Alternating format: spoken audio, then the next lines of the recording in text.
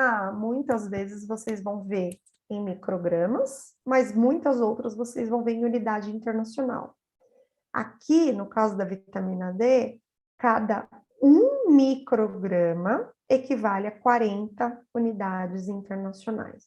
Então, vamos supor, quem tem bebê, né, geralmente o pediatra manda tomar vitamina D, as gotinhas. Geralmente, a vitamina D, a concentração lá daquela vitamina D são 200 unidades internacionais por gota, né? E aí o pediatra fala, dá 2 gotas. Então, no final, você deu 400 unidades internacionais. Isso equivale a quê? Né? É só fazer a regra de 3. Então, 400 dividido por 40 vai dar 10 microgramas de vitamina D. É isso que aquele suplementinho que a gente dá para o bebê equivale. Tá bom? Eu vou parar aqui nas recomendações para a gente fazer um intervalinho, tomar um café, uma água no banheiro. E aí a gente volta em 20 minutos. Por que é interessante, né? Só para fazer o link, a gente saber fazer a conversão. Porque, como eu falei, o suplemento, ele normalmente está em unidade internacional. Agora, olha a recomendação, está em microgramas. Então, a gente precisa saber fazer essa conversão para saber se o que a gente está dando no suplemento está adequado, está acima do limite, está abaixo, tá bom? Então, agora a gente faz um intervalinho e volta às 15 para as 9, tá bom, pessoal? Até daqui a pouquinho.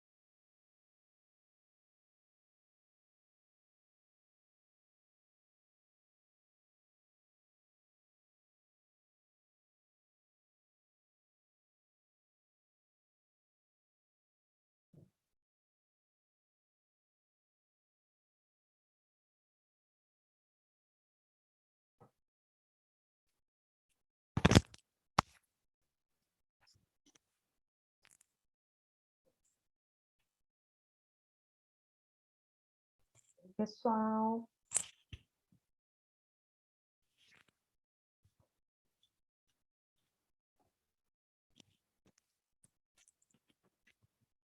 Olha, tem com relação a essa pergunta sobre vitaminas, né, por onde estudar.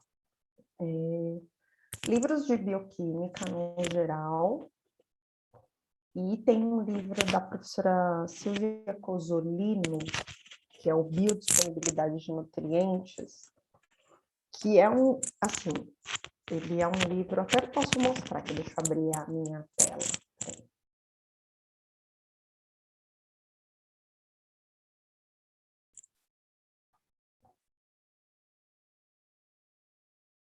Estão me vendo? Ó.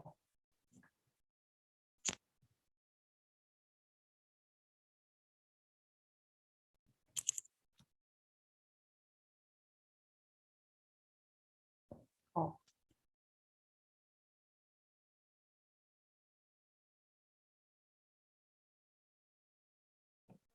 Esse livro é um livro só de vitaminas e minerais, é um livro bem legal.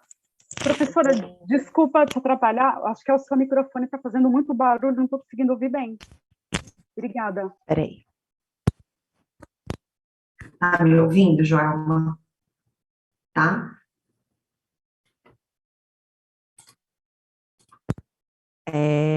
Então, pessoal, eu mostrei aqui a foto do livro, tá? Depois, é um livro da Silvia Cosolino de biodisponibilidade. Ele não fala só da parte de bioquímica, ele fala praticamente tudo sobre vitaminas e minerais. É um livro bem legal e que depois na frente vocês vão usar na parte dessa disciplina. Vocês vão ter lá para frente a disciplina de biodisponibilidade, tá? Tirando isso, livro de bioquímica, ok? Depois até posso deixar alguns artigos, mas eu acho que por enquanto um livro de bioquímica dá tranquilamente para vocês estudarem, tá bom? Vocês estão conseguindo me ver e ver a Joelma? Não, professora, é só você. Tá, então eu vou fechar. Vou me fechar, tá, Joelma? Agora só tá a Joelma, né?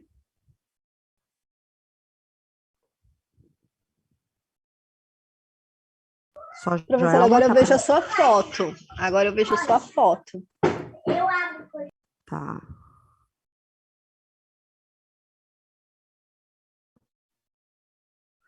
A Cláudia tá me falando que eu não preciso desligar o vídeo. Tá, então vamos ligar a câmera de novo. Pergunta para a Cláudia, Joelma, se ela tá te vendo. Ah, tá aparecendo as duas agora?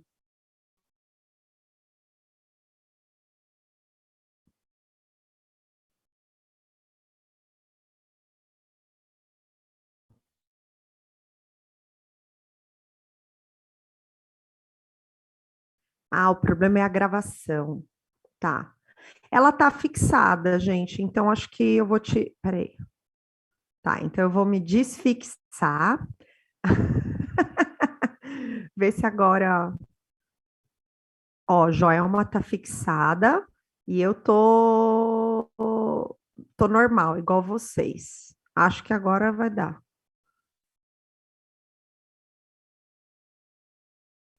Professor, ao contrário das outras aulas, eu não vejo o vídeo da Joelma ao lado do seu vídeo. Ai, gente. Ó, eu prometo que para a próxima aula eu vou estudar, tá? Como é que faz essas coisas.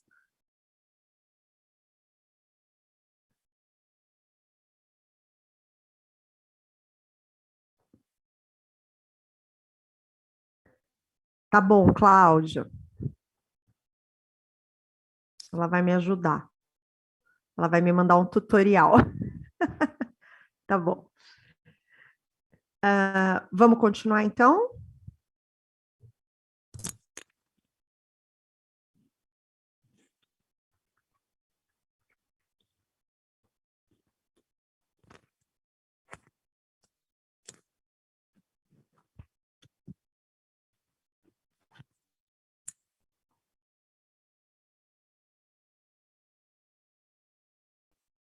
Bom, a gente parou aqui, então, né, nas recomendações.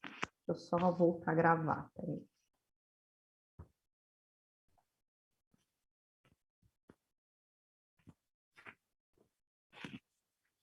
Perfeito. Vamos lá. Então, a gente parou aqui na parte de recomendações, né? Como eu tinha falado para vocês anteriormente. A recomendação, ela tem microgramas por dia, porém, a maioria dos suplementos de vitamina D, eles estão em unidades. Então, é por isso que é tão importante a gente saber fazer essa conversão, tá? Eu tinha dado o exemplo, né, daquele aditil, que é aquela vitamina super utilizada para bebê. Cada gota tem 200 unidades, e normalmente o pediatra indica que use 2 gotas. Então, são 400 unidades, que equivale a 10 microgramas. E isso, ó, cai exatamente na recomendação, né? De 0 a 6 meses e 7 a 12 meses, 10 microgramas por dia.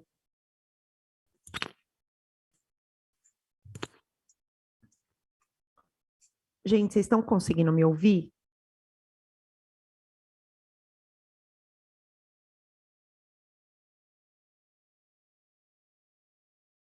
Tá. Eu tô segurando aqui, tá um pouco distante com chiado. Eu tô com o microfone aqui na boca, vamos ver. Tá. Então eu vou ficar com ele assim. Assim tá todo mundo conseguindo ouvir? Perfeito. Tá, então vamos lá. Então, por isso, de novo, né, que é importante a gente fazer saber fazer, né, essa transformação de unidade para micrograma, tá? Lembrando que, como vocês podem ter observado, o valor para vitamina A é 1, né, para cada micrograma você tem 3,33 unidades internacionais, e no caso da vitamina D é 1 para 40. Então, esse valor ele não é fixo, ele vai depender de qual vitamina que a gente está falando, tá? Essa necessidade vai aumentar um pouquinho, ó, a partir de 1 ano, vai para 15 microgramas dia, aumenta também o limite superior, tá? Aí a gente vai ter um aumento aqui, ó, para os idosos, em decorrência aqui, né, de tentar prevenir uma deficiência de cálcio. Então, os idosos, eles já têm uma perda óssea em decorrência, né, de uma menor absorção de cálcio, processo de envelhecimento, menor mobilidade. Então, quando a gente tem, né, acima de 70 anos, a gente tem uma recomendação maior de vitamina D para tentar otimizar essa absorção do cálcio, tá? Alguém está me falando aqui que faz uma gambiarra atrás da orelha para não ter que ficar segurando. Vamos ver.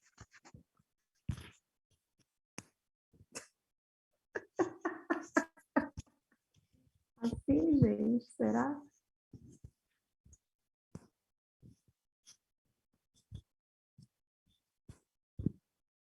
Tudo bem? Estão me ouvindo? Então tá bom. Obrigada, pessoal, pela gambiarra. Ai, ai. Tá, ó, aí quando a gente vê, né, ó, a partir de 9 anos, os valores de limite superior também aumentam bastante, 100 microgramas dia. Olha lá, mesma coisa para as mulheres, né? Então a gente tem um aumento da recomendação para os idosos aqui, acima de 70 anos, por conta dessa questão do cálcio, para tentar otimizar a ingestão de cálcio, na verdade, a absorção, desculpa, de cálcio.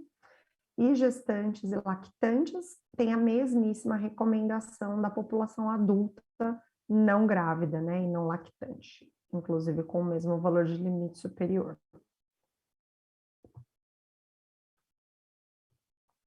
A deficiência de vitamina D, ela traz exatamente, né, os mesmos sinais, as mesmas complicações da deficiência de cálcio, né? Então, está associado aí principalmente alterações ósseas. Então, a gente tem 3 alterações.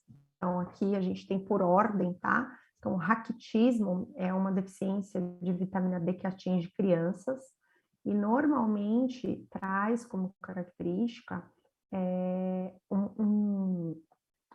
uma perna, né, em forma de alicate, que a gente chama, tá?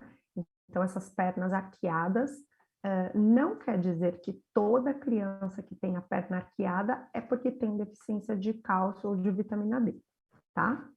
Mas a deficiência, ela pode sim causar essa deformidade chamada raquitismo. A osteomalácia, ela é uma deficiência, uma perda de massa óssea que atinge geralmente os adultos, tá?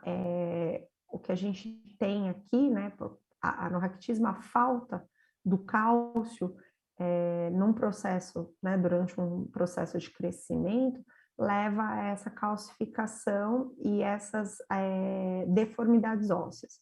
No caso do adulto, o que a gente tem é uma menor reabsorção. Estão me ouvindo, gente?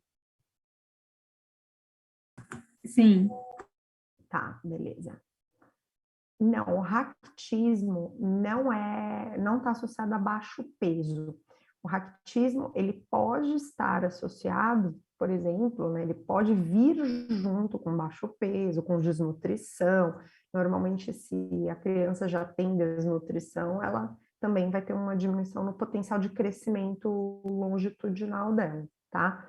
Mas o diagnóstico é por deficiência de cálcio ou vitamina D. É que a deficiência de vitamina D automaticamente leva a deficiência de cálcio, tá? A osteomalácia, o que acontece é, a gente tem uma menor reabsorção renal aqui de cálcio. Então, o que que acontece? Como eu expliquei, a gente tem cálcio no osso e a gente tem uma pequena quantidade de cálcio circulando. Quando esse cálcio circulante, ele cai, para manter as nossas funções, a gente começa a tirar cálcio da onde? Do osso. E aí a gente precisa voltar a ingerir cálcio ou voltar a ingerir vitamina D para de novo pegar aquele cálcio da dieta e fixar de novo no osso. Quando você tem esse quadro de deficiência de vitamina D, você só está retirando cálcio daqui e não está repondo, né? Então esse turnover ósseo que a gente chama, ele não está acontecendo, essa reposição de cálcio aqui no osso não está acontecendo, isso em decorrência da deficiência de vitamina D. E daí a gente tem um quadro um quadro de perda óssea mais significativo, que seria a osteoporose, que vai atingir os idosos e as mulheres na menopausa, tá? Então, também pela menor absorção intestinal de cálcio, em decorrência da deficiência de vitamina D, a gente começa a tirar cálcio desses ossos para liberar para a circulação, para que esse cálcio faça aquelas funções que eu expliquei, atue como sinalizador para secreção de insulina, para contração muscular, a gente começa a tirar cálcio do nosso depósito. E aí a gente tem o quê? A gente tem ossos extremamente porosos e muito suscetíveis à quebra, né? Então, qualquer tipo de queda que esse indivíduo sofre, ele vai ter uma fratura significativa, tá? Então, dentro da vitamina D, a deficiência, ela traz sintomas muito semelhantes à deficiência de cálcio, ok? Com relação à toxicidade, então, excesso de vitamina D automaticamente causa aumento de cálcio, né? Então, um dos principais sintomas é a hipercalcemia, aumento da concentração de cálcio no sangue, valorização de 3,75 milimol por litro. Eu já vou ver as perguntas, tá, pessoal?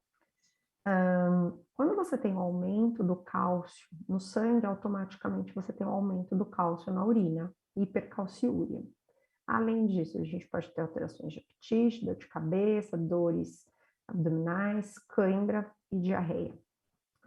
E uma coisa importante, tá? Exposição solar não causa intoxicação por vitamina D, tá? Pode dar câncer de pele, mas não dá intoxicação, certo? Normalmente a intoxicação de nutrientes, ela é muito mais passível de acontecer por uso de suplemento, tá? Deixa eu olhar lá uma olhada no chat. Estamos com várias perguntas.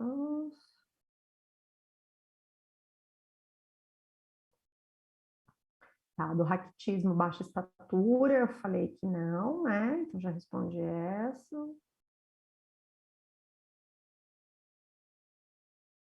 O raquitismo não é falta de peso excessiva? Não.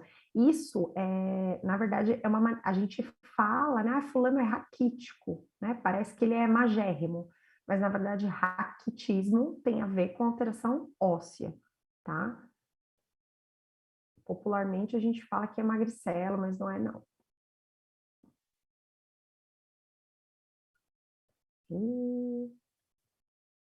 Criança que toma leite materno pode ter raquitismo? Pode, pode sim. Tudo depende, né, do estado nutricional da mãe e da exposição dessa criança ao sol, né? Então, se é uma criança que não tem exposição solar, né? A mãe, de repente, tem carência de vitamina D também. Então, poder pode. É que, assim, geralmente, né, por uma questão de evolução das espécies, uma questão de sobrevivência, a mulher, ela é muito capaz que ela mantenha a produção de leite materno, né, assim, a qualidade nutricional do leite, e ela fique debilitada do que ela produza um leite deficiente. Então, isso por uma questão de evolução, de garantir a sobrevivência da ninhada, tá? Professora, a osteomalácia não tem cura? Tem sim. Se o indivíduo, a osteomalácia seria o ponto mais reversível, vai. Se o indivíduo voltar a ingerir vitamina D, cálcio, a ideia é que esse osso ele volte, né, à densidade mineral dele normal, né? O pior é a osteoporose.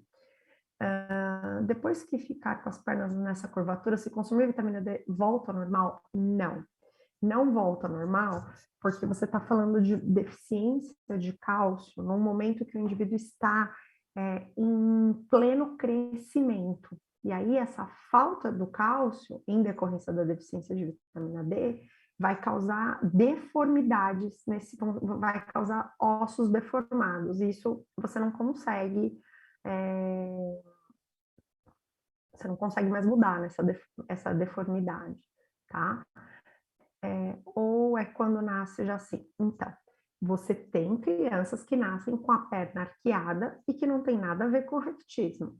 Foi o que eu falei, né? Você tem outros problemas ortopédicos por, de repente, posicionamento dentro do útero, enfim, que não tem nada a ver com raquitismo, tá?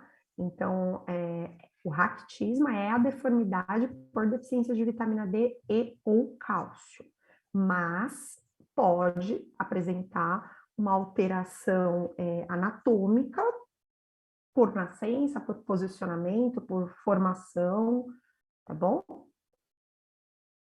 Se uma pessoa idosa suplementar cálcio tiver deficiência de vitamina D, ainda pode ter problema nos ossos? Sim, pode. Por quê? Não adianta ela suplementar cálcio se ela não tiver vitamina D. A vitamina D é a que permite que o cálcio seja absorvido no intestino, tá? Então, não adianta só tomar cálcio. Se tiver vitamina D deficiente, não vai absorver esse cálcio.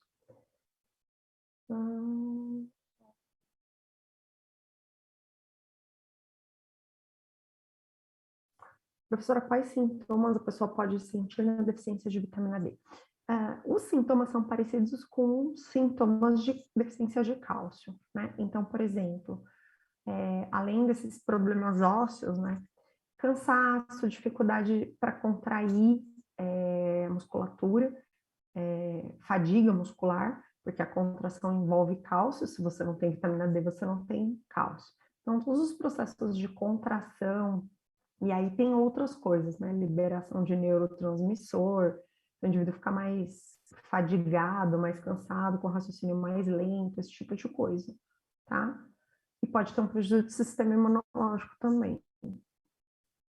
Como sei a quantidade, por exemplo, em exames que aparecem em nanograma por ml, que acho que seja nanograma por mililitro, como traduzido isso em micrograma? Ah, não, peraí, uma coisa é uma coisa, outra coisa é outra coisa. Uma coisa é recomendação. A recomendação é quanto você vai ingerir, tá? Então, micrograma ou unidade internacional. Quanto você vai ingerir, seja da dieta, seja do suplemento. O exame, ele te traz uma medida de concentração. E é por isso que é nanogramas por ml, né? Então, quanto que eu tenho naquela fração de sangue que foi coletada, te traz um indicativo de quanto que você tem no corpo, né? Só que normalmente o exame, ele já vem com a tabela de referência para você consultar. Aí, eu não sei se a pergunta é essa ou se a pergunta é, se o indivíduo tiver deficiência, lá deu no exame deficiência, quanto que eu sei que eu tenho que dar? Será que é essa a pergunta? A gente normalmente... Ah, tá bom, a pergunta estava diferente. Então, por exemplo, eu peguei um paciente lá que está com deficiência. Então, o que é a deficiência, né? Menor que 20, vitamina D menor que 20. Já é considerado deficiência. Como que eu vou trabalhar? Como nutricionista, a gente pode prescrever até 4.000 unidades dia. Normalmente, eu começo com o limite, tá? Então, o limite são 2.000, então eu vou começar com 2.000. O limite superior, 2.000. Caso você esteja trabalhando só com a dieta, né, aí você vai favorecer a ingestão de alimentos e normalmente você não vai ultrapassar aquele limite. Agora, se for entrar com o suplemento, é importante se manter dentro do limite superior, lembrando que o risco de você ter toxicidade quando você ultrapassa esse limite é maior, tá? E lembrando também que para o nutricionista, a dose máxima permitida para prescrever são 4.000. Preciso tomar, sei lá, 20.000. Então, é o médico que tem que prescrever, tá bom? Normalmente, se a deficiência ela é muito grande, já tem que entrar com uma dose ali de limite superior. Se tá limítrofe, né, você pode entrar com os valores de RDA e aí tentar acompanhar nos exames para ver se aquilo normaliza ou sai muito, né, sai mais do limite inferior do exame. Deu para entender? Acho que era isso que você queria saber. Perfeito. Tudo bem, então, pessoal, com relação à vitamina D? Fontes alimentares. Não sei se alguém já teve o prazer de tomar isso aqui. Óleo de fígado de bacalhau. É riquíssimo em vitamina D, tá? A gente tem vitamina D aqui, ó, em frutos do mar, outros frutos do mar, peixes, leite, ovo. Só que olha, né, quando a gente pensa em concentração, olha a quantidade, né, do óleo de fígado de bacalhau. De novo, por que tem tanta vitamina D no fígado? Porque, de novo, o fígado é um lugar de armazenamento da vitamina D, tá? Então, normalmente, principalmente quando a gente fala de animais marinhos, um alimento bem rico, tá? No caso da suplementação... E nesse caso da suplementação, a gente também precisa se preocupar em alimentos ricos dessa vitamina? Então, é assim, gente. Vou falar a minha conduta, tá? Eu, como nutricionista, eu acho que a gente sempre tem que pensar no alimento. Então, vamos corrigir a alimentação. Caso não seja o suficiente, a gente entra com um suplemento. Ou, por exemplo, né, aqui, ó, as maiores fontes são os alimentos de origem animal, o indivíduo é vegano, né? Aí a gente pode ver uma suplementação, tá? Mas eu sempre parto do raciocínio que os alimentos são os nossos objetos de trabalho, tá bom? Nossas ferramentas de trabalho. A Janaína disse que já tomou em cápsula. Gente, eu tomava líquido. É ruim para dedéu isso aí.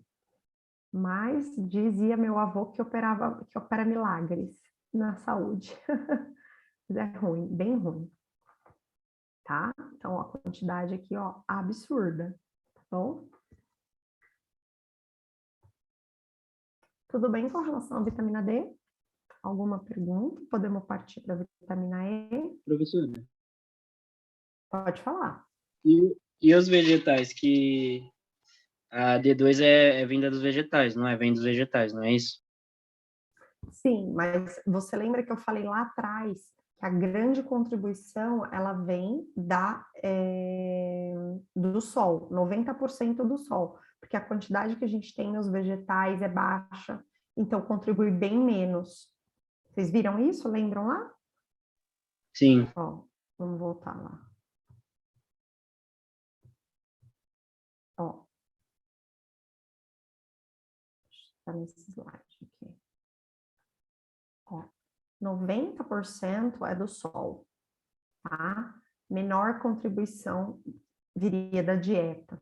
E aí você tem aqueles alimentos que seriam os mais ricos, e aí você tem outros alimentos, algumas verduras verdes que também tem, tá? Mas aí a contribuição, ó, bem menor. Se você olha a comparação, se você for, ó, até o ovo, tá? Queijo, então as verduras, elas têm menos ainda que esse, por exemplo, que é a mussarela e que o ovo de galinha. Por isso que eu nem coloquei aqui, porque eles não são nem considerados fonte. O fonte é o alimento que dá uma quantidade significativa de determinado nutriente, tá bom?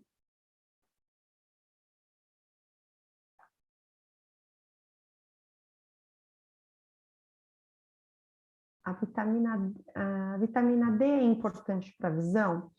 Não, essa não é a função dela. A função dela está associada ao metabolismo do cálcio, metabolismo ósseo e funções sinalizadoras do cálcio, tá?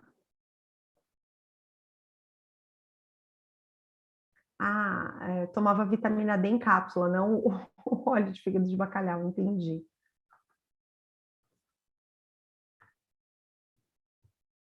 Tudo bem, pessoal? Podemos partir para a vitamina E?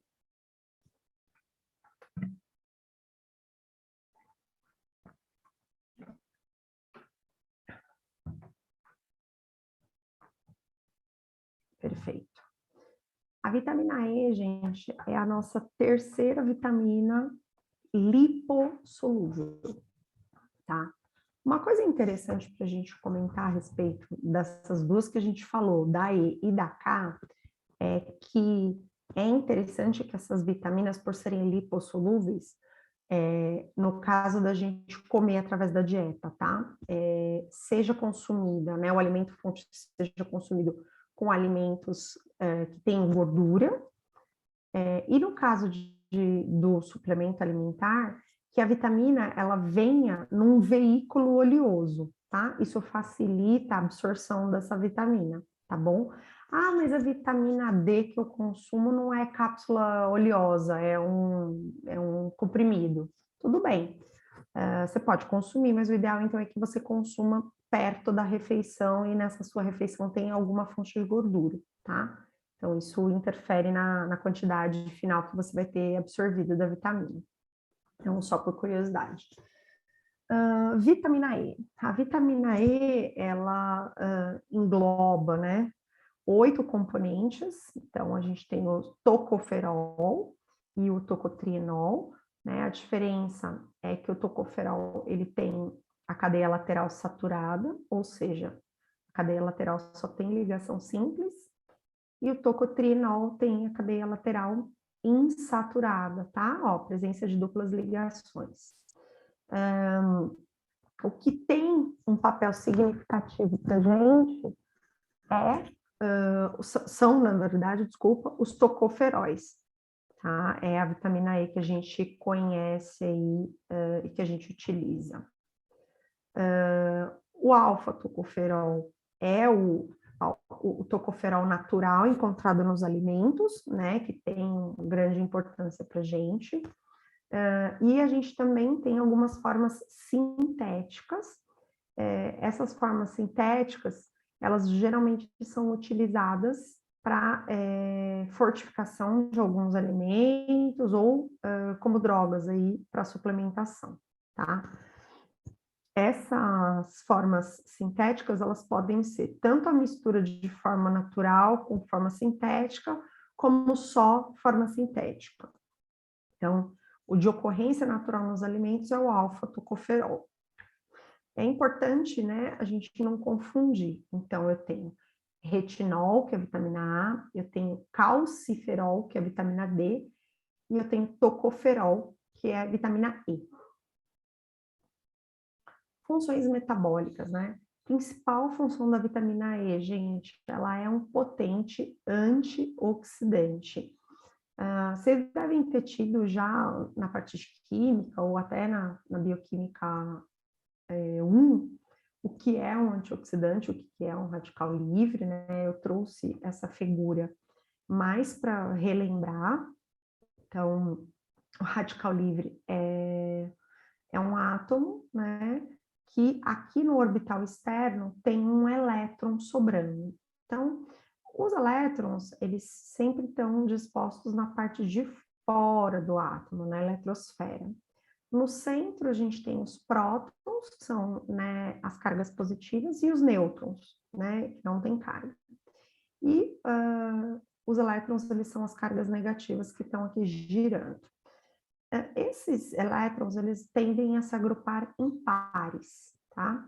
Porém, se a gente tiver um elétron aqui sobrando, um elétron que a gente chama de desemparelhado, esse elétron, ele fica a todo momento tentando buscar um parzinho. Então, o que acontece? Ele vai tentar reagir com quem estiver passando aqui do lado, para pegar o par, tá?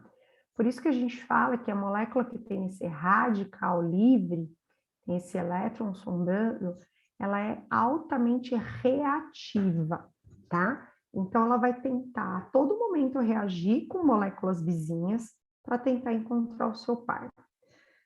Nessa dela tentar reagir, ela pode causar lesões nas moléculas vizinhas, ela pode se ligar a proteínas, inativar essas proteínas, ela pode se ligar a fragmentos do DNA. Então, assim, ela pode praticamente interagir com tudo, com lipídios de membrana, e a partir do momento que ele interage, aquela molécula lá, que tinha uma função, ela perde a função, tá? E aí, da onde vem o antioxidante? O antioxidante, ele vai ser a molécula que tem aquele elétron sobrando para dividir com o radical livre. Então, o antioxidante neutraliza o radical livre, né? Ele doa ou ele empresta aquele elétron, então aqui forma um parzinho e neutraliza essa molécula para de querer reagir com todo mundo que está passando, tá? Então, a principal função da vitamina E é atuar como um antioxidante, tá? Não é um antioxidante enzimático, a gente tem enzimas endógenas que têm essa função antioxidante, a vitamina E é um antioxidante dietético, tá? E atua de duas maneiras, impedindo, né, a interação do radical livre aqui, por exemplo, com o lipídio de membrana, prevenindo essa lesão antes que ela aconteça, e de uma segunda forma, reparando essa lesão.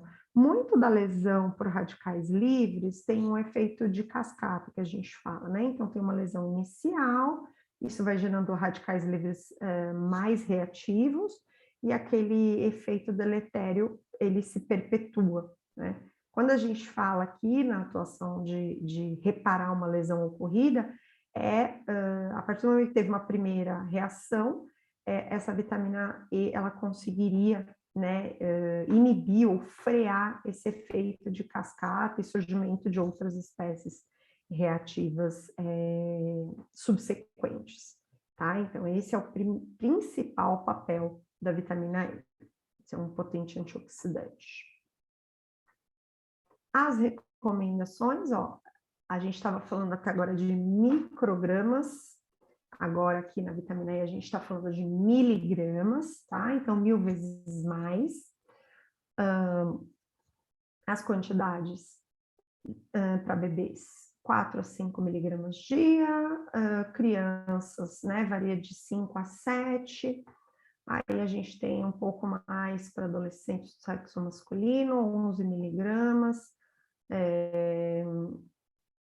aqui pré-adolescentes, desculpa, adolescentes, adultos e idosos, 15 miligramas. Mulheres, a mesma recomendação, não tem diferença entre homens e mulheres para essa vitamina. E gestantes têm uma necessidade um pouco maior e lactantes um pouco maior. Lembrando que a maior parte dessas vitaminas lipossolúveis vai ser transmitida, tá, através do leite. A gente tem o leite materno, ele tem uma composição bem variada e aí, através das gotículas de gordura, ocorre a transferência de vitaminas da mãe para o leite e automaticamente para o bebê. Claro que isso vai variar de acordo com o estado nutricional da mãe, tá? Deficiência de vitamina E, gente, praticamente é raro, tá? A gente armazena vitamina E em grandes quantidades nos tecidos, então demora muito para o indivíduo apresentar os sintomas de deficiência, tá? A gente tem algumas modificações, algumas condições, né, que podem favorecer essa deficiência. Então, a gente tem um transportador, que é alfa-TTP, é a sigla em inglês, que é a proteína transportadora de tocoferol. Então, o indivíduo pode apresentar uma anormalidade genética nessa proteína transportadora, o que levaria, né, uma ligação pouco eficiente da proteína com o tocoferol, e por ser uma proteína, por ser uma vitamina lipossolúvel, todas essas vitaminas lipossolúveis, elas precisam se ligar a uma proteína de transporte para circular no nosso sangue. Lembra? Óleo e água não se misturam. Então, ela não consegue se difundir e percorrer o sangue livre, tá? Elas precisam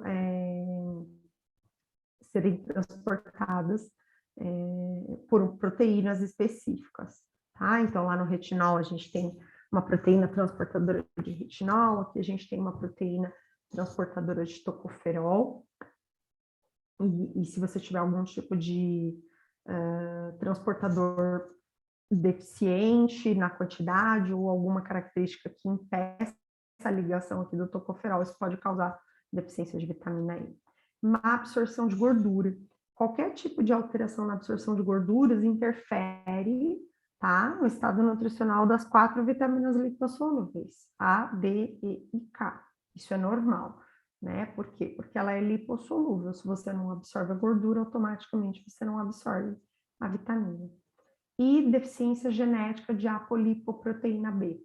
Essa é uma proteína que também ajuda no transporte, né, na circulação dessa vitamina, e aí a gente, de novo, a gente tem um transporte deficiente porque ela não circula sozinha, tá? Já vou olhar o chat, pessoal. Sintomas de deficiência. A gente pode ter sintomas neurológicos, perdas dos reflexos do tendão, retardo mental e retinite. Isso aqui é uma alteração da retina, tá? Que em situações mais graves,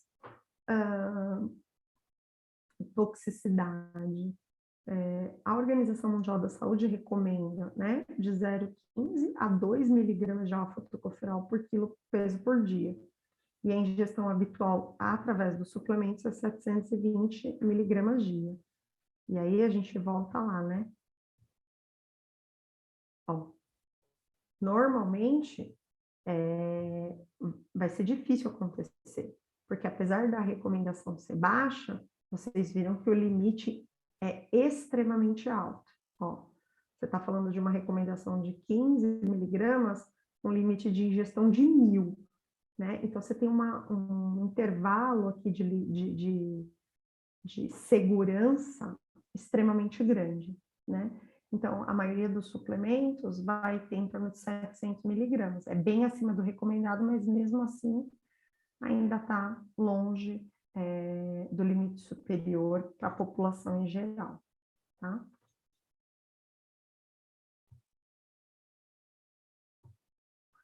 Fonte. Gente, principal fonte, tá? Ó, girassol. Semente de girassol é riquíssimo em vitamina E.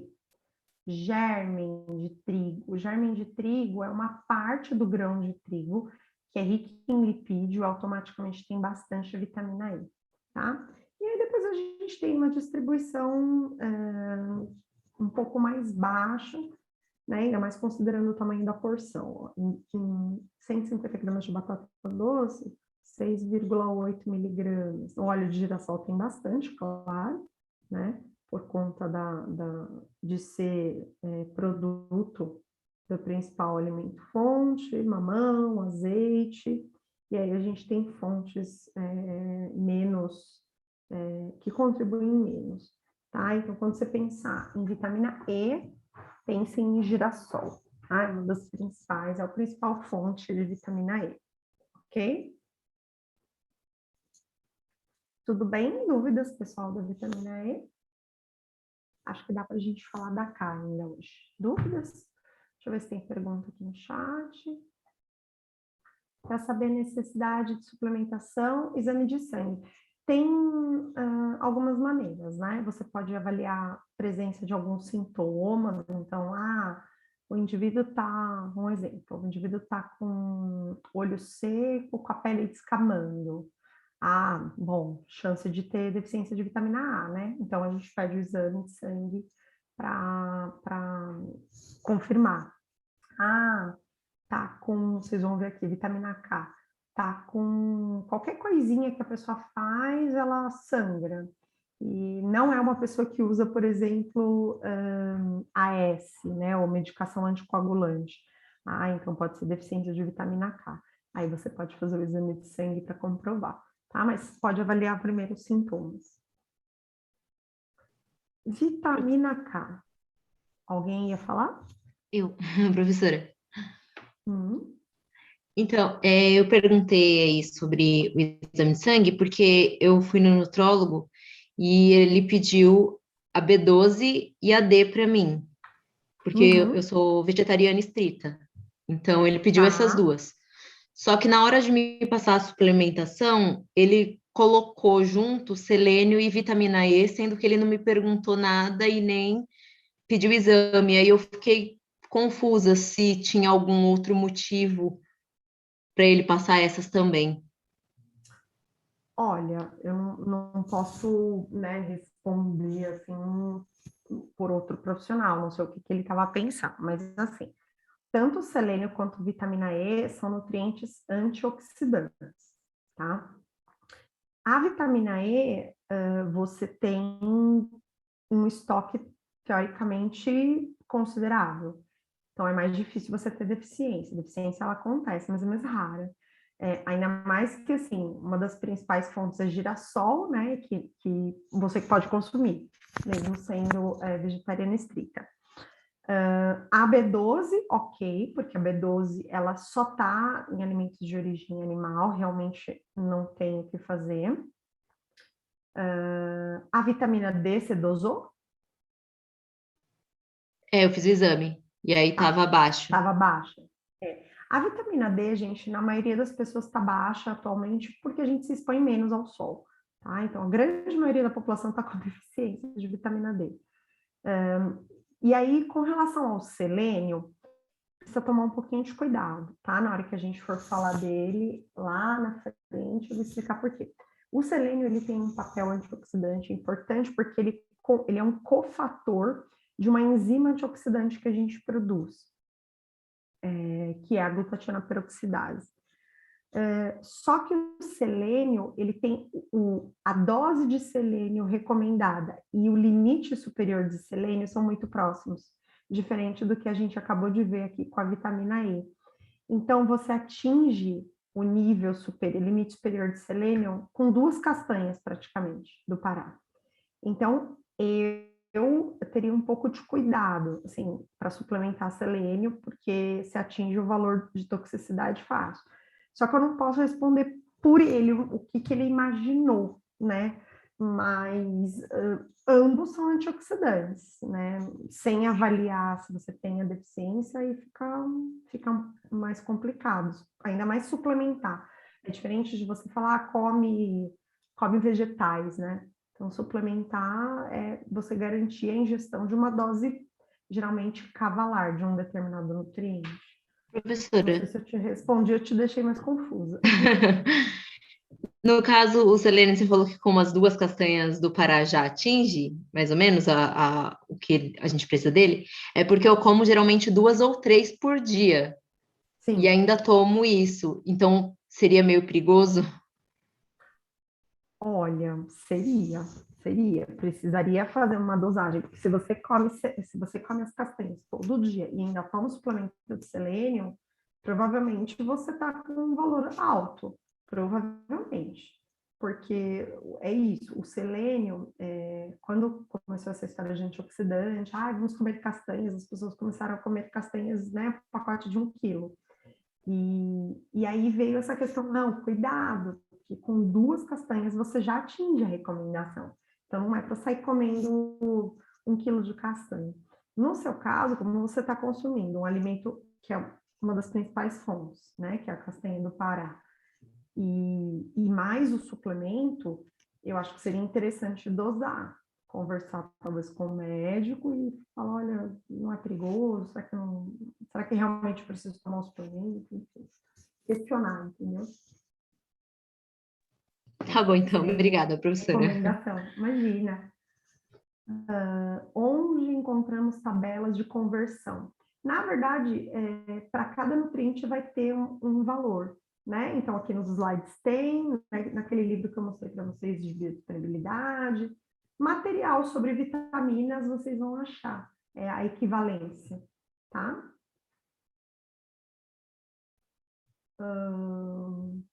Então, vamos falar da vitamina K. A vitamina K é uma vitamina bastante conhecida, tá? Por ser uma vitamina que previne a hemorragia. Ela foi descoberta lá na década de 1930, onde esse pesquisador aqui observou que dando vitamina K, ele conseguia reverter, tá, hemorragia de galinhas que tinham uma dieta pobre em gordura. Olha lá, elas tinham uma dieta pobre em gordura, consequentemente, elas tinham deficiência de vitaminas, né, lipossolúveis. E aí, quando ele dava vitamina K, essa questão da hemorragia era revertida. Essa vitamina, 10 anos depois, né, foi isolada, o composto, a estrutura química dela, ela se apresenta de 3 formas, tá? A gente tem a de origem, né, natural, origem vegetal, a gente tem que pode ser sintetizada por bactérias e a gente tem a vitamina K sintética. Então, a K1 é a fluoquinona, que é essa proveniente de hortaliças e óleos vegetais, a K2, que é a menaquinona, que é a sintetizada pelas bactérias, e a K3, que é a menadiona, que é a sintética. Aqui a estrutura química, tá? Só para vocês verem que carinha que ela tem. Olha como a sintética é bem diferente. A função, né, gente? A gente acabou de falar de coagulação. Na verdade, não é a vitamina K que de fato realiza a coagulação. Ela permite, tá, que o cálcio, olha lá ele de novo, atue na coagulação. Ela é uma facilitadora, tá? Ela atua como um cofator, que a gente chama. Então, a gente tem uma reação envolvendo o ácido glutâmico. Esse ácido glutâmico, ele sofre uma reação, né? Ele vira ácido gama-glutâmico, e isso permite, esse processo de carboxilação que a gente chama, permite que aquelas proteínas de coagulação se liguem ao cálcio, tá? E aí sim, essa ligação das proteínas com o cálcio é que vai desencadear toda a cascata de coagulação normal. De novo, o cálcio atuando aqui como um sinalizador, né? Então, não é aquele cálcio mais lá da estrutura dos nossos ossos, tá? É uma outra função que o cálcio tem.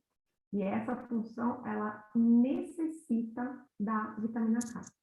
Né? Além disso, a vitamina K ela também pode, obviamente, né, atuar nos ossos. Então, ela promove a calcificação normal, porque ela permite, né, que essa osteocalcina, que é uma proteína, se ligue ao cálcio que está circulando, tá? Promovendo a calcificação normal. E a vitamina K ela também atua lá nas placas de ateroma, lá dentro das nossas artérias, evitando a deposição de cálcio ali, né? E a deposição de cálcio na placa de colesterol faz com que ocorra um endurecimento daquele vaso, formação de cristais, aumente o processo inflamatório, né? E aquela obstrução da artéria fique mais agravada, tá? Então, a vitamina K ela atua como cofator, principalmente aqui nesses três processos: coagulação sanguínea, fixação do cálcio no osso e prevenção aqui do endurecimento da placa de ateroma. As recomendações. Aqui a gente também está trabalhando em microgramas por dia, tá?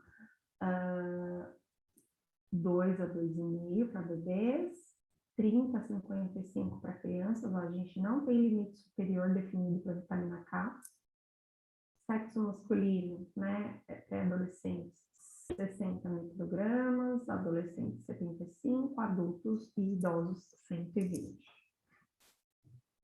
Para mulheres, né, a dose é um pouquinho menor, 60 para pré-adolescentes, 75 e 90 para adultos e idosos, adultas e idosas. E as gestantes e lactantes têm a recomendação igual à das mulheres não gestantes e não lactantes. A deficiência, né, a principal coisa que a deficiência de vitamina K traz é a hemorragia. Assim como o exemplo que eu dei para vocês lá, né, como ela foi descoberta através, né, do controle da hemorragia naquelas galinhas. Então, a deficiência da vitamina K traz um aumento do tempo de protrombina, tá? Então, hemorragia. Quem está suscetível a desenvolver deficiência de vitamina K? Indivíduos que fazem uso prolongado de antibióticos. Alguns casos, né, que o indivíduo precisa utilizar a nutrição parenteral total, que é aquela nutrição cujos nutrientes são ministrados diretamente na via endovenosa. Doenças hepáticas, alterações gastrointestinais, câncer, alcoolismo. Vocês vão ver que o alcoolismo e o tabagismo, tá? Eles interferem bastante no estado nutricional de vitaminas e minerais. Cirurgias e inadequação alimentar. Problemas intestinais, gastrointestinais envolvem desde problemas para absorção de gorduras, digestão de gorduras, já que é uma vitamina lipossolúvel, tá? E a toxicidade normalmente acontece com o composto sintético, tá? Então, dificilmente, é mais raro você ter toxicidade de vitamina K com alimento fonte de vitamina K.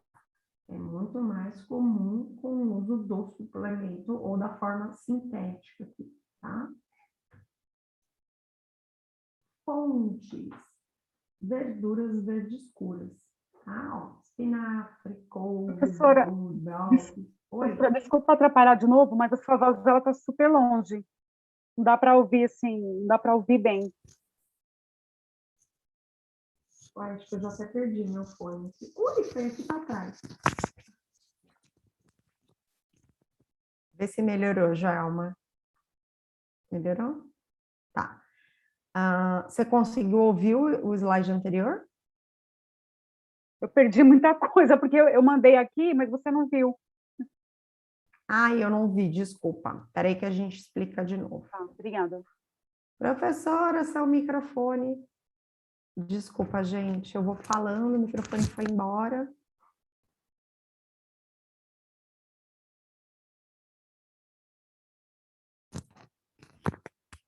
Eu vou segurar, porque senão eu perco ele de novo. Então, vamos voltar aqui na deficiência, tá? A deficiência, então, assim como o exemplo que eu dei lá no começo, né, na descoberta da vitamina, a principal coisa, né, que vai acontecer é o aumento do tempo de protrombina, doença hemorrágica, hemorragia, o indivíduo tem vai ter um defeito, né, no processo de coagulação normal. Quando que isso acontece? A gente tem alguns fatores que podem favorecer ou aumentar o risco de deficiência. Uso prolongado de antibiótico, indivíduos que recebem nutrição parenteral total, que é aquela infusão dos nutrientes diretamente, né, no sistema endovenoso, doenças hepáticas, problemas gastrointestinais, principalmente que envolvam a absorção diminuída de gordura, câncer, alcoolismo, então, como eu falei anteriormente, consumo de álcool, tabagismo, esses dois fatores, vocês vão ver que eles interferem no estado nutricional, na disponibilidade de várias vitaminas e minerais, tá? Cirurgias e inadequação alimentar, então, o indivíduo não ingere os alimentos fonte, por exemplo. Toxicidade. Toxicidade, gente, ela vai acontecer com o uso da forma sintética, tá? Que normalmente é a forma que está no suplemento. Então, é a menadiona que é potencialmente tóxica, tá? E aí, o acúmulo traz o quê? Lesão hepática, tá? Com relação às fontes alimentares, a gente tem aqui verduras, né? Vegetais verdes escuros, ó, e óleos vegetais. O espinafre é uma fonte bastante importante de vitamina K. Se vocês conhecem alguém da família, algum amigo, ou vocês mesmos, tá? Que toma, por algum motivo, anticoagulante, droga anticoagulante, geralmente, quem toma droga anticoagulante precisa limitar a ingestão de alimentos que sejam muito ricos em vitamina K.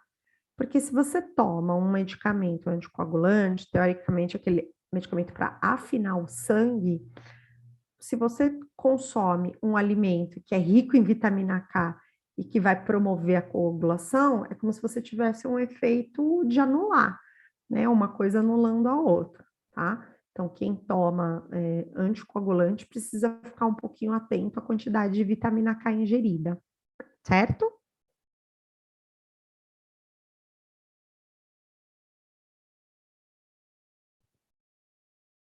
Dúvidas, pessoal?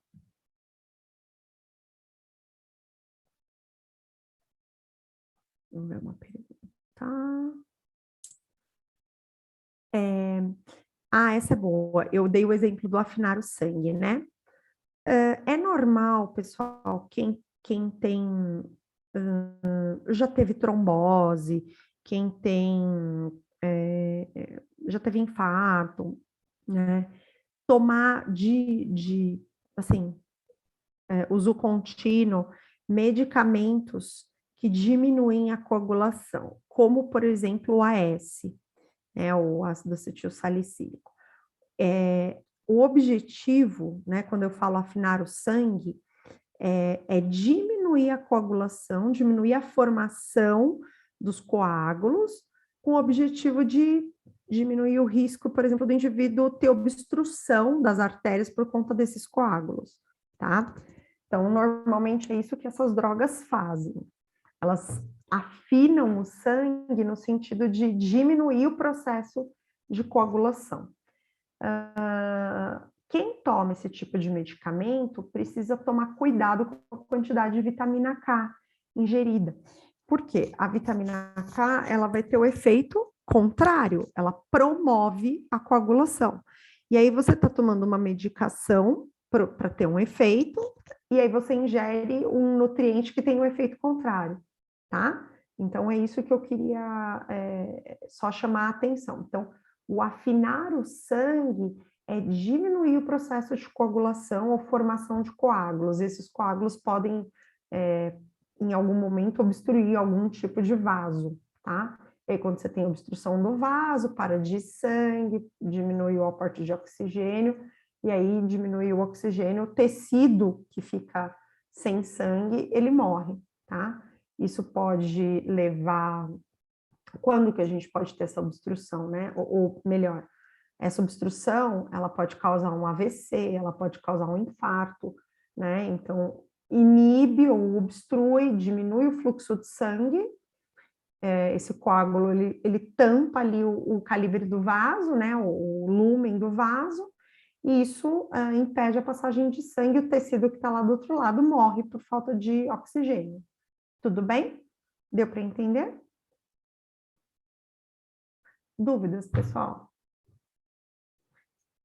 Eu acho que eu vou parar aqui na vitamina C. A gente conseguiu falar, né, das 4 vitaminas do complexo, das vitaminas lipossolúveis. E aí, para não ficar quebrado, eu acho que é melhor a gente falar das hidrossolúveis na próxima aula. E aí vai ser vitamina C e as vitaminas do complexo B, tá? Perguntas? Alguém está com dúvida? Querem perguntar alguma coisa? Se quiserem colocar aqui no chat.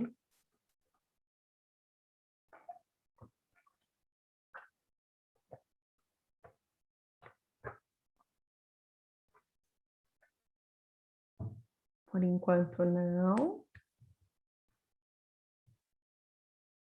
Gente, eu falo bastante, conforme vocês podem ver.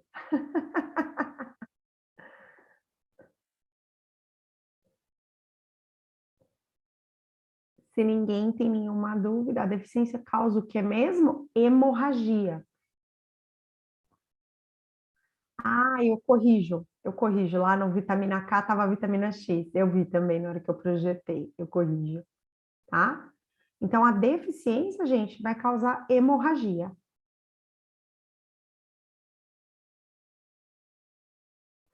Então, uma pergunta interessante aqui. Peraí, ó.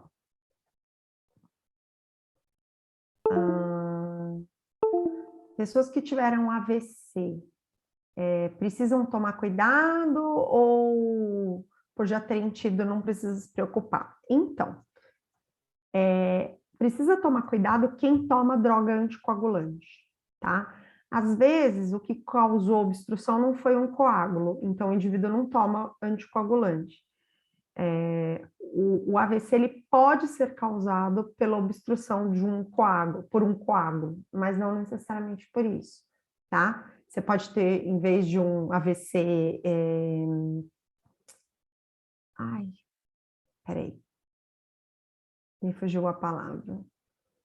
Isquêmico, que é o que, né, diminui a quantidade de sangue, você pode ter um AVC hemorrágico, que é quando o vaso rompe. Então, assim, tentem ter em mente que a questão não é ter ou não o AVC ou o infarto. A questão é, usa ou não usa droga anticoagulante?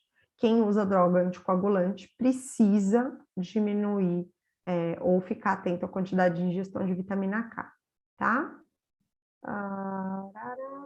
Deixa eu ver aqui as perguntas.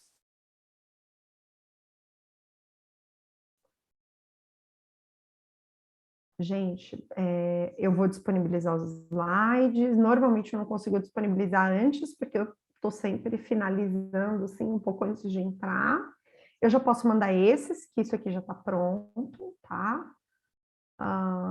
Deixa eu achar outra pergunta. A gente vai ver mais a fundo a absorção dessas vitaminas? Sim!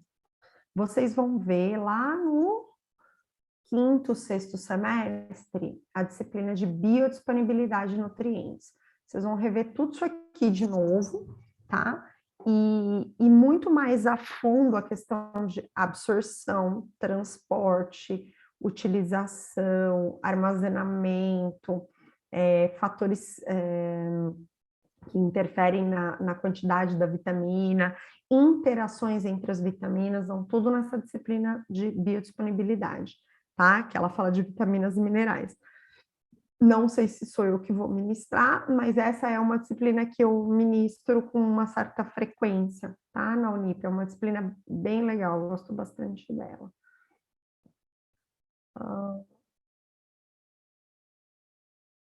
Vou colocar os slides no Teams.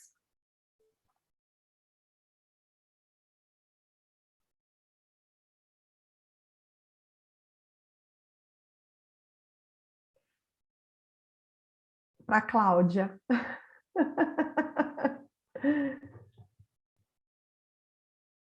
A minha bebê está dormindo, gente, agora.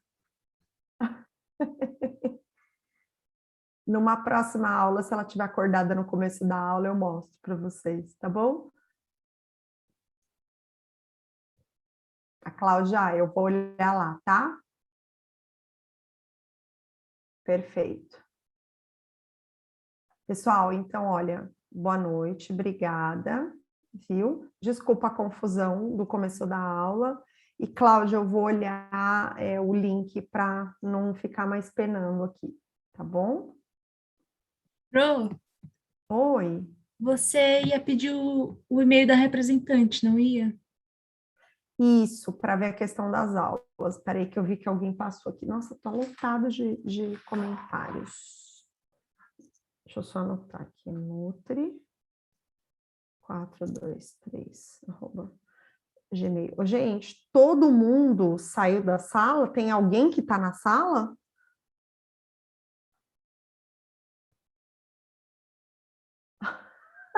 Cláudia, tem professores que não conseguem semestre. Eu vou conseguir, Cláudia. Ninguém está na sala, gente? Todo mundo saiu?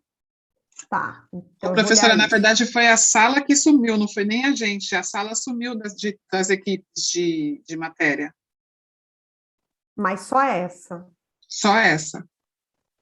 Gente, que coisa doida. Eu vou conversar com a Luara, tá? Então, esse Nutri 423 é o pessoal do Tatuapé, certo? E o pessoal da Vergueiro... Eu já falo depois com a Luara. É um e-mail só para todo mundo ou tem um representante da Vergueiro?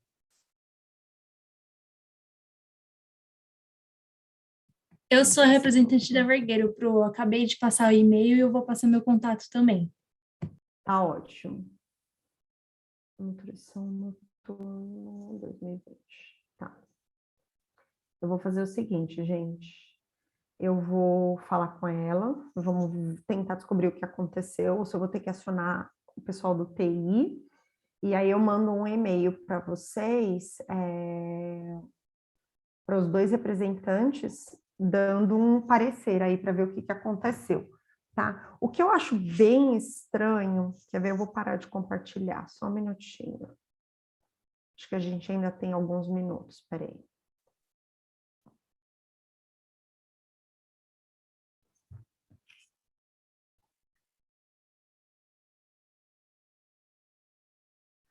Deixa eu dar uma olhada aqui na sala. Porque, para mim, eu coloquei... Olha isso, gente, que doido.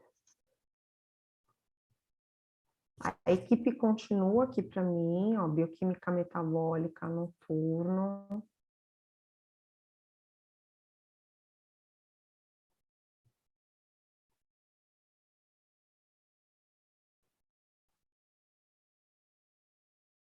E para mim aparece o professor Nelson, ainda a mensagem dele. A pasta de material de aula criada por ele, todas as aulas aqui.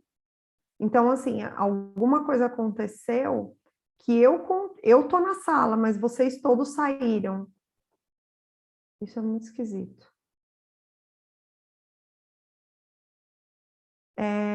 Bom, vamos fazer o seguinte, eu vou falar com a coordenadora e aí eu dou um retorno para vocês, tá? Não sei se de repente eu vou ter que enviar de novo para vocês aquele código para vocês entrarem na sala. Acho que também é uma opção, vocês não acham? Que eu já posso mandar o código e vocês entram? O que vocês acham? Sim, Pro, se você quiser, pode mandar o código que eu já mando para minha turma. Peraí que a gente já faz isso agora. Peraí, deixa eu só me lembrar. Como é que faz?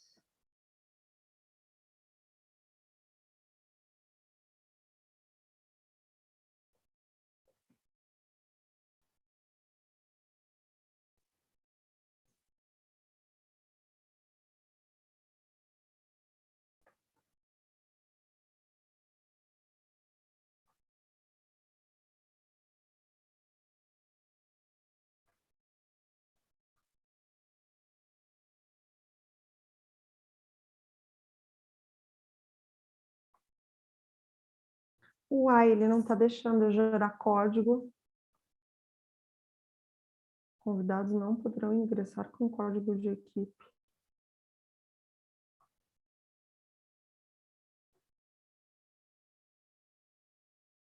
Prof, eu acho que é normal, porque até os outros professores tinham avisado que agora quem está colocando na sala é a secretaria, né? Os alunos. Então, a secretaria que está fazendo isso é a coordenação, não é mais os professores. Ah, a gente não tem mais acesso a isso? Os outros professores estavam falando que não, que quem está colocando agora é a secretaria, porque, por exemplo, os alunos que não foram matriculados ainda, né? Aí, porque a secretaria que tem acesso a isso, aí só entra quem se matriculou. Tá, entendi. Bom, eu vou fazer o seguinte, então realmente eu vou ter que falar com a Luara, e aí eu dou um retorno para vocês, porque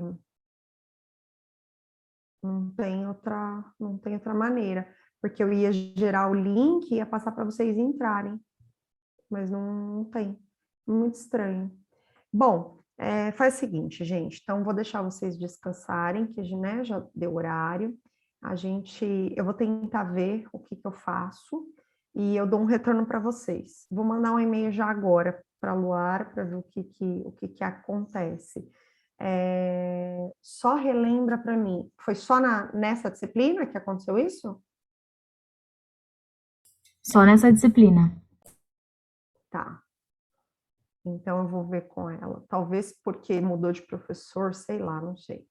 Mas eu vejo e retorno para vocês, tá bom? A gente tenta resolver. Pessoal, então, ó, boa noite, bom descanso. Foi um prazer aqui estar com vocês e até semana que vem. Boa noite.